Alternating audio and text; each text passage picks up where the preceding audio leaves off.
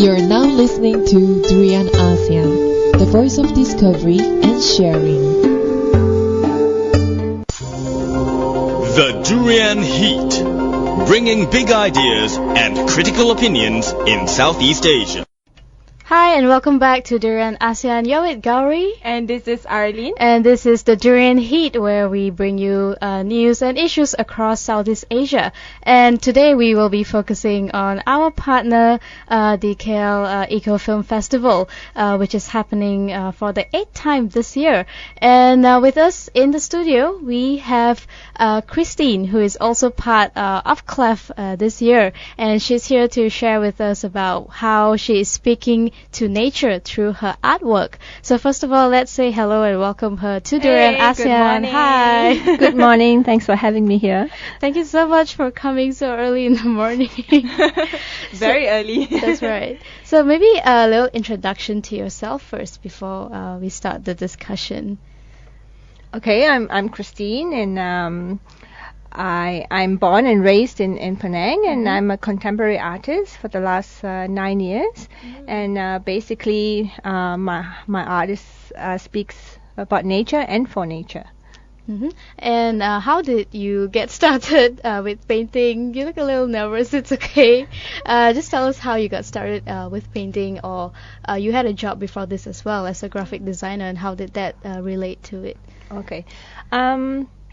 I've been a graphic designer for the last for 18 years. Oh wow! I'm trained graphic designer, and being a graphic designer, I have actually experienced various disciplines in the field of art, from animation to publication, multimedia, and I've also been a scenic artist on the movie set of Anne and the King. Okay. And wow, I think my last employment was with a multimedia company, and it was after my 18 years of being a graphic designer that I decided enough is enough.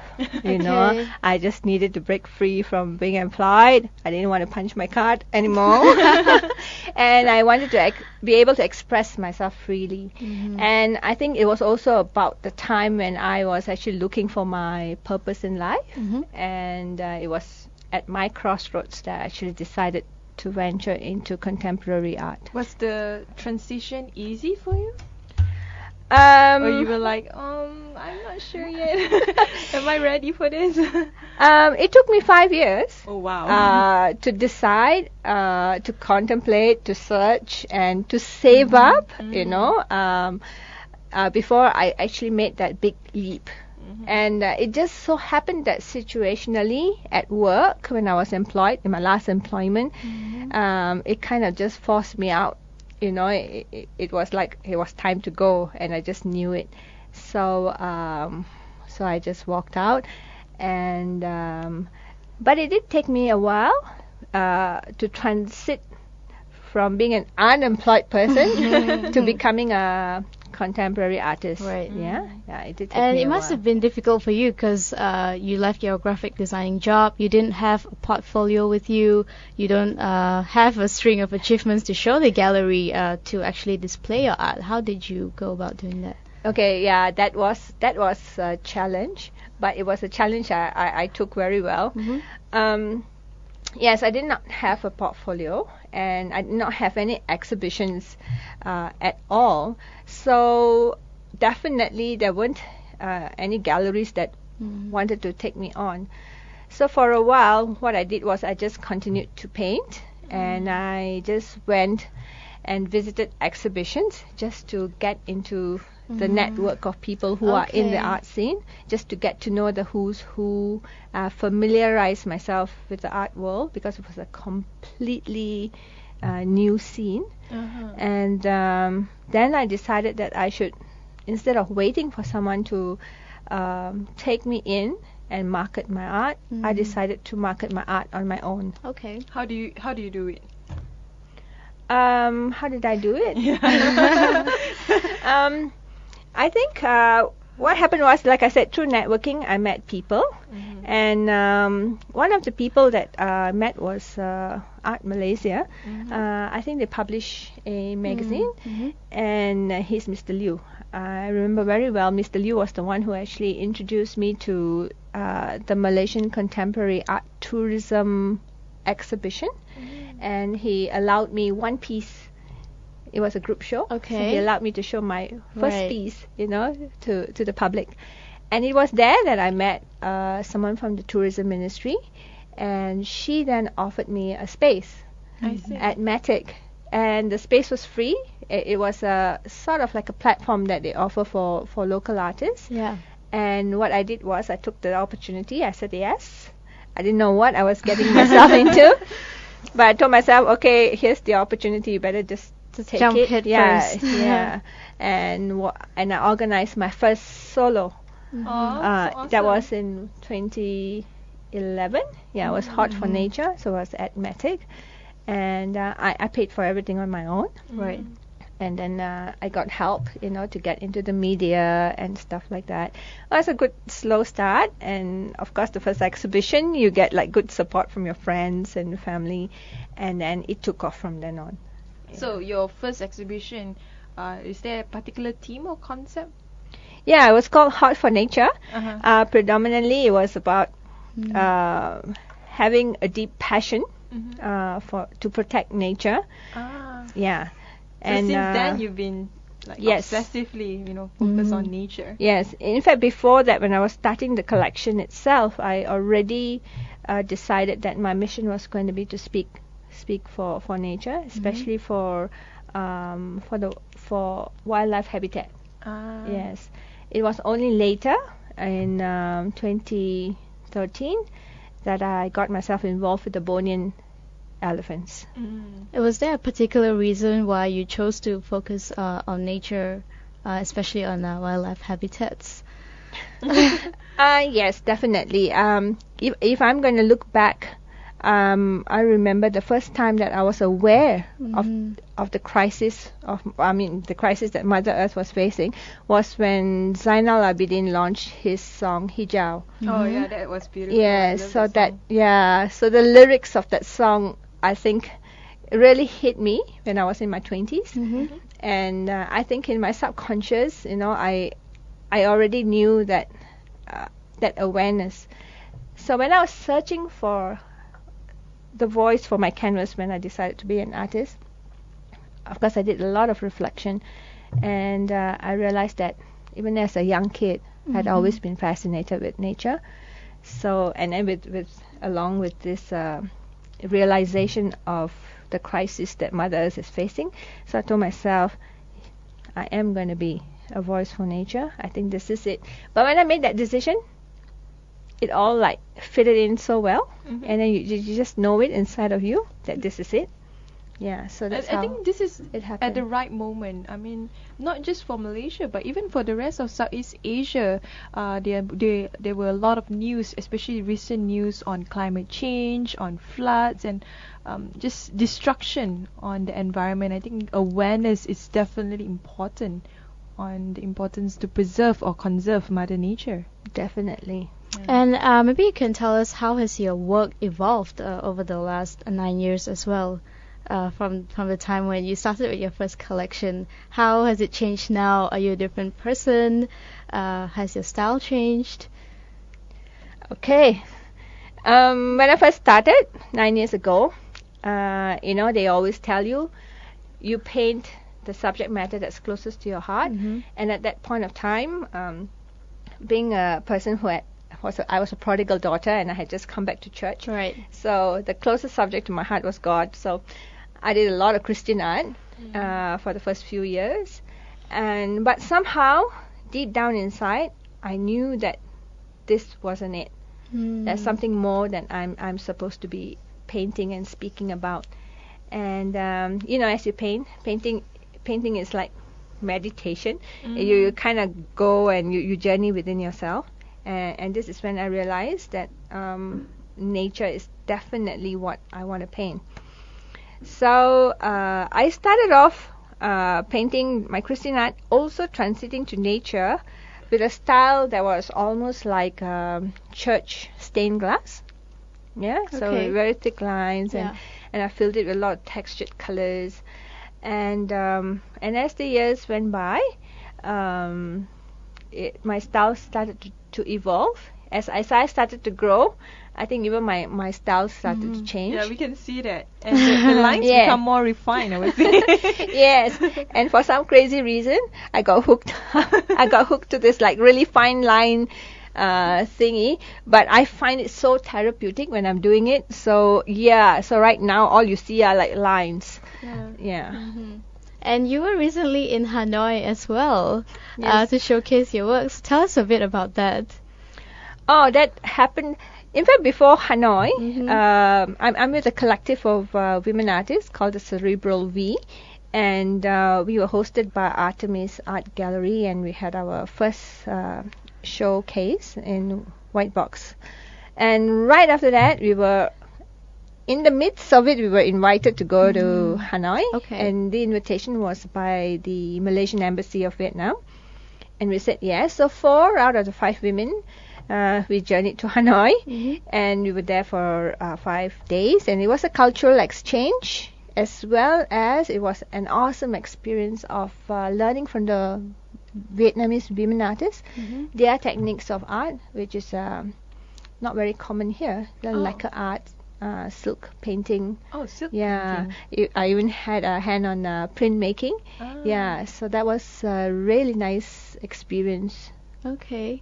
And apart from that, was there any notable place where you showcased your paintings, and it was a memorable experience? There are quite a number, but I will highlight 2. I think the first memorable one would have been at the point when I decided that I wanted to work with the bone-in elephants. Okay. And I painted this painting called Comfort, the one that I'm showing you now. It depicts Mother Earth holding, comforting little Joe, which was the orphan pygmy elephant. Okay. And this was showcased in Sunway Pyramid for the first time, and I had a collaboration with them on on Earth Day. Yeah, and they were also paying tribute to the elephants that died. And it was at this event that I had an emotional meeting with the Borneo Conservation Trust, the NGO that takes care of the Borneo elephants in Sabah. Okay. And I made a connection with them, and that started a relationship, and whereby now I actually raise funds for the Borneo elephant conservation works. Yeah, with my artworks. I just do my little bit. It's not much, but whatever I can. Yeah. If you can put a spotlight on the current situation with the Bornean pygmy elephants, as per what they shared to you. Yeah, just a spotlight on the elephants. Their current situation. Yeah. They are critically endangered. They are already on the critically endangered list. But from what I know, I think there are lots of parties working together back in Borneo, especially in Sabah, to reclaim certain parts of the Kinabatangan River, which is very important for the Bornean elephants because they follow a particular route when they travel. Yeah, so that their food source and water source is not like cut off due to logging and palm oil plantations. So they are slowly reclaiming these lands, and it's good to know that something is being done. So I'm just very happy about it, and the fact that they're going to have a sanctuary built, which is already in the first phase. Yeah, so this will house injured and orphaned elephants. Yeah, or even for translating elephants from one jungle area to another. Yeah. And is that why you're wearing a elephant necklace as well? Because you're passionate about elephants. Yes, you'll always see an icon of an elephant on me somehow. Yeah, and now I'm actually known as the elephant lady. A lot in the art scene, people say, "Oh, you're the elephant lady, the one who paints elephants." I say, "Yeah." So we're gonna take a quick break. When we come back, we will talk more about the art scene in Malaysia. The Durian Heat, bringing big ideas and critical opinions in Southeast Asia. Hello and welcome back to Durian ASEAN. This is Gowri. And this is Arlene. And you're with us on the Durian Heat, where we bring you news and issues from all over Southeast Asia. And of course today with a special highlight on our partner, the KL Eco Nights, and we have the KL Eco Film Festival happening next month. And with us today in the studio we have Christine Das, who is an artist and who will also be part of CLEF this year. And we've been talking about her artwork and her journey, her evolution throughout the 9 years. So maybe we can focus more about the art scene in KL or in Malaysia as well. How is it like? You mentioned that you're also part of an organization called Cerebral V. Okay. Cerebral V is not an organization. Okay. Yeah, it's just a collective Okay. of 5 women artists. Yes, that's Ahmed Pujita. She's a painter. A few years ago, and we always said that we wanted to pull a group of women together Right. and have a show, and so that's how we got Yanti. He's also an artist. She's a feminist artist, and then we have Jasmine, who's a sculptor. And then we have Lisa Fu, who's an installation artist. So we have got a diverse group of women. And finally this year, we had our first inaugural show at White Box, hosted by Artemis Art Gallery. The recent one. The recent one, yeah, that just finished. But I really That's like right. the name Cerebral V. Right? It Yes. sounds like a secret organization. Like you want to be in, but you don't know how. Oh, thank you for saying that. So 5 of you, how did you guys get together? Was it also through art exhibitions or? Yes, I met them all separately in different art exhibitions. I met Yanti, also Yasmin from Of Eco Nights course. at a Marie Claire event. That's how I got to know okay. Yasmin.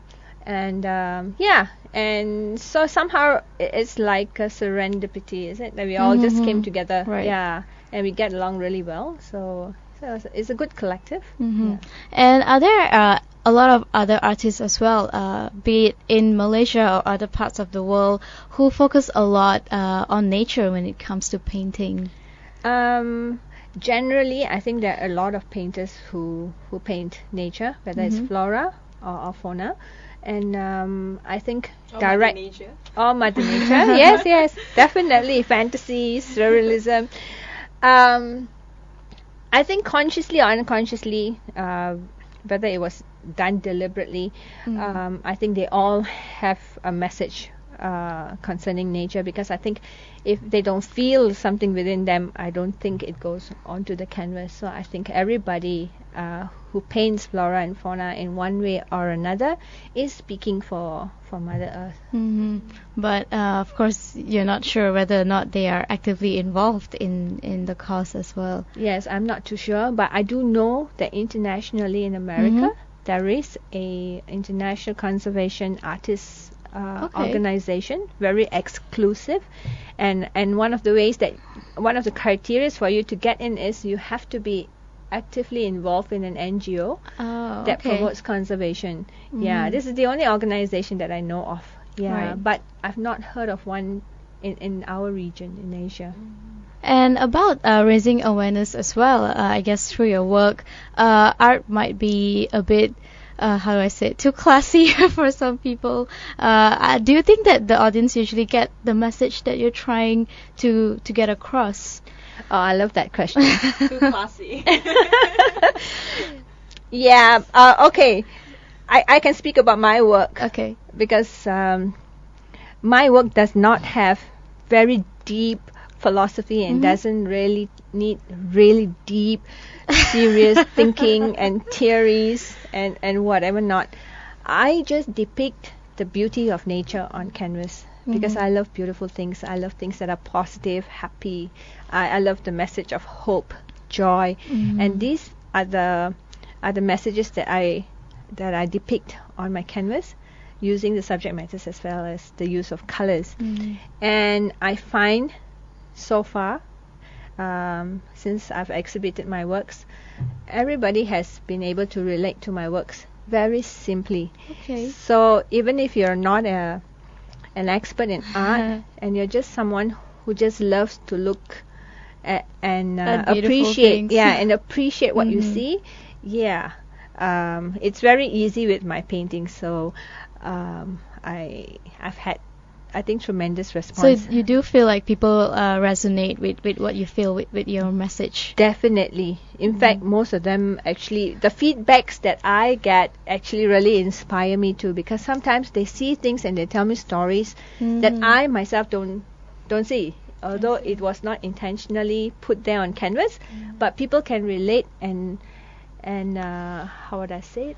They could relate and translate to the paintings in their own unique way. So that, to me, I've already achieved what I You've needed to done achieve your on part canvas. of the Yes, work. yes. And apart from that, are you actually involved in any of the cause? Like you said, you were in touch with the organization with the Bornean elephants, and also Yes. what are the things that you've been working on? Apart from the raising funds to help the conservation works for the Bornean elephants, I've also participated in WWF Malaysia's Art for Nature. I think this would be the two things that I'm actively Okay. involved with at the moment. And right now, I think the new collaboration now is with CLAF, with Eco Nights, Right. where I've been invited to showcase my works at CLAF this Right. October. So going back to Clef, maybe you want to elaborate more as well on how or what motivated you to be a part of Clef, and how do you see Clef playing a part in helping you get your message across? Oh, okay. Like I said, I met Yasmin at a luncheon organized by Marie Claire last year, and at that point I didn't know of Eco Nights until I met her, and then I connected with her on Facebook, and I realized that Eco Nights does this, so it was kind of educational for me, and the fact that they promote sustainability and they're a green NGO definitely is something that resonates with what I'm doing. Yeah. And so when I was invited by Yasmin to be part of CLAF 8, Right. yeah, I said yes. Of Because course. I and also this year I've not done my bit for my Bornean elephants. Right. Yeah, so I've So not. it was out yes. of guilt. No, not not out of guilt. Not out of guilt. Definitely, I think this is a good platform for me yeah. to actually raise awareness about the elephants, and also, yeah, I can raise funds this year. At least give them a little something this year. And I think working with CLAF would be really great, because there's going to be a lot of other eco partners over there, Right. and I can also get to know all these people who are involved in the green business. Right. Green Yeah. business. People can actually buy your artwork. Yes. there. Yes, And they'll be at able the to. same time, will portion of the money Yes. be? Yes. What I normally do is my paintings will be up for sale, and normally 30% of the proceeds will go to the Bornean elephant conservation works. I also sell my postcard collection, Right. of which part of the proceeds also go into and these the. are beautiful postcards. Yes, thank you. And these 30% of this will go to A portion of it. a portion. A portion of it. Yeah. will go to help the Borneo elephants. Yes. In need. Yes. Right. So we will take another quick break. When we come back, we'll talk more about Clef and your paintings. Okay. The Durian Heat, bringing big ideas and critical opinions in Southeast Asia. Hello and welcome back to Durian ASEAN. You're still with Gowri. And Arlene. And of course, Christine is here with us in the studio today to discuss about what she's doing at the 8th KLEFF that's happening next month. So before that, I want to ask you a bit about this person who you said was your hero and also one of your biggest inspirations, Antoni Gaudi, who is from Barcelona. Perhaps you can tell us a bit about how he has influenced you over the years.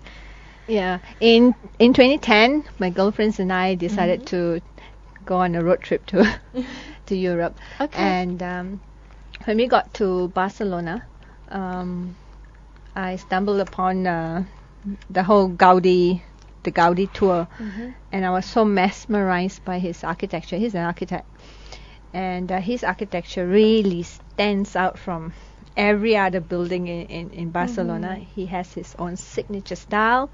He plays around with a lot of colors and movements, and Anthony Gaudi is a father of modernism. It was a movement at that time, and his works moved me because in every of his works you will see that he has incorporated an element of nature into his work. Yeah, and so when I read more about him, I realized that he was very much like me. You know, he was Catholic, right? He loved nature, and he incorporated this into his artistic works. Okay. So what I do now is I draw inspiration from his works and from his life and what he stands for, and it is just amazing because if you look at his works today, it's still so contemporary. Okay. So he, and that's just amazing, and I love the fact that his signature style still remains Gaudi. Yeah. So And that's what I want for myself. And you eventually. mentioned about a lot of colors and movement as well, and that's also kind of what we see in a lot of your work, where it's very vibrant and a lot of movements happening as well. And I think Arlene mentioned that they're quite feminine as well in terms of approach. Yeah, that's right. I'm feminine. I was wondering. So it has to come across. If the male visitors, when they admire your work, do they have comments like, "Where are the men?" Where's all the manly colors? No one. Actually, no one has asked me that before. Right. No one even said that. Yeah. Not yet. Yeah, it's the first. All right. So going back to Clef, what exactly will you be doing next month in Publica? Okay, I'll be showcasing some of my works. Yeah. You'll probably see a collection of my works on flora, fauna, and most definitely the Bone and Elephant collection. Of course. And also my figurative on Gaia, Mother Earth. And at the same time, you'll also get to see my collection of postcard books that will be available. Okay. Which will be on sale as well. Which will also be on sale. Okay. Yeah, And apart from that, if after the event and people want to know more about you or want to see more of your artwork, where can they actually go to view you? I have a website, so you can go to www.christinedas.com. I'm on Facebook, or you can just Google Christine Das. You'll find me there, so you can connect with me in any which way. Yeah. But do you have a particular gallery or what that's like a go-to for people to view your Not at artwork? this particular moment. Okay. But currently, they can actually visit Artemis Art Gallery at Publica. Okay. Because the works that were at the recent exhibition, Facets, is actually still with them, so you can still view them. At this gallery. We can still go to Publica right now in Kuala Lumpur to look at your arts. Yes, at Artemis Art Gallery. Artemis Gallery. Awesome. Okay, so apart from yourself and the artworks that you will be displaying, what other highlights can we expect at the 8th KLEFF this year, which is just happening next month? I think you'll have the must-watch award-winning films. Then you got the Green Market. You have various talks, forums, and workshops, and not forgetting performances and eco art. I think that there's also going to be stalls selling healthy food and beverages. So come with your family because it's going to be educational, entertaining, and fun. Yeah. So there's something for everyone as There's well. something for the everyone. film lovers, for the art lovers, something for the kids. So Yes. it's something that everyone can benefit from. That's Going to be right. a family affair. That's right. So I think that will be all for our discussion today. Thank you so much, Christine, for coming in. So, of course, KLEFF will be happening next month, 16 to 18 October at the White Box Publica. Thank you for having me Thank here. you, and hope Yes. to see you soon. Christine. All the Okay. best.